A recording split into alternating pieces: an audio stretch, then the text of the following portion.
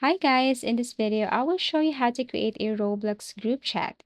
So first and foremost, you have to log into your Roblox, and then below here, you should see this chat section or option. Tap this one and then click this people icon right here to create a group chat. Now you should see this one right here, and below are your friends list. So you have to tap or select those friends that you want to include to your group chat. For example, this three friends right here, and then after that, tap on create. Once done, you should see that group chat right here. And then you can now start sending message. For example, I'm going to send hi to my group chat by here.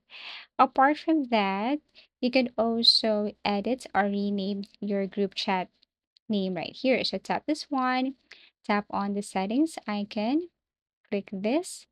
And then, as you can see, you can change this one right here. So you just have to click to this box below and then change the name of your group. So I'm going to change this one. After that, tap on the save button. So basically, once you tap this, you should see the result right away, the name of your group chat.